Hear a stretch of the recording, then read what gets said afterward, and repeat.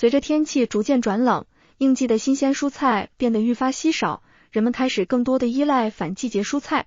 此时，有人担忧地说，反季节蔬菜肯定是用催熟剂、化肥等不健康手段种植出来的，不能吃，不符合中医养生的原则。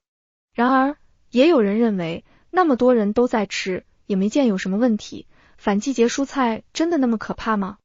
首先，中医并没有明确提及反季节蔬菜的具体品种或品牌，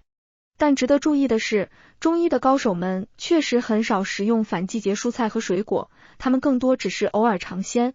有人猜测，这是因为他们担心催熟蔬菜中的化学物质对身体有害。然而，这并非主要原因。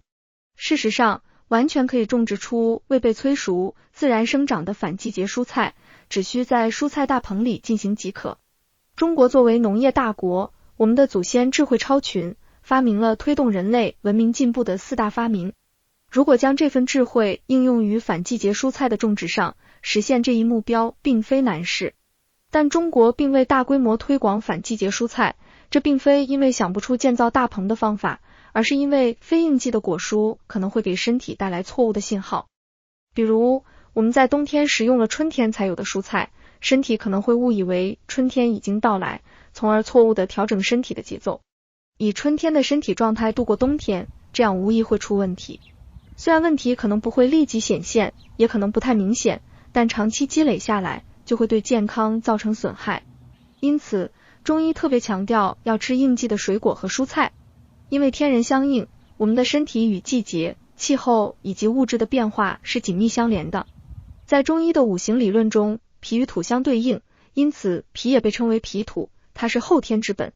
脾喜欢肥沃的土壤，所以大多数从土里长出来的食物都能滋养身体，因为它们能入脾经。只有脾气健壮了，其他器官的功能才能得到保证。中药中使用的草根、树皮等植物部位，虽然都是植物的一部分，但它们承担的任务却各不相同。比如，叶子和花由于轻盈，常用于疏散体表的邪气，如治疗感冒的薄荷。而对人体有滋补作用、补脾特别是补肾的，主要是植物的根茎部分，如何首乌、肉苁蓉、熟地黄、人参等。因为根茎长在地下，能最大限度地吸收土壤中的养分，而且一年四季更迭，秋天时花叶会凋落，但根茎依然存活并积蓄着精华，所以中医常用根茎类药物来补身体。这个原理同样适用于我们冬天的养生。那么，冬天我们应该吃什么样的蔬菜呢？最推荐的就是根茎类食物，如萝卜、土豆、芋头、红薯等。特别是在北方地区，秋冬季节常见的就是萝卜、白菜、土豆等蔬菜。很多人可能认为这是因为食物匮乏或贫穷所致，其实不然。这些蔬菜更符合中医秋冬封藏、进补的规律，因为它们主要是根茎类的。如今人们的主食加工的越来越精细，精米白面虽然口感好，但吃进去后很快就会转化为糖分，这也是糖尿病人高发的原因之一。此时，根茎类蔬菜就能发挥重要作用了。你可以在每天的主食中加入1/3的粗粮，或者直接用根茎类蔬菜代替1/3的主食。比如将土豆、芋头或白薯当做饭来吃，这样不仅能大量增加纤维素摄入，降低热量，还能确保食物的全部营养未被精细加工所破坏。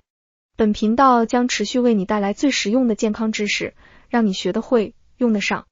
这里是中医健康养生，我们下期再见。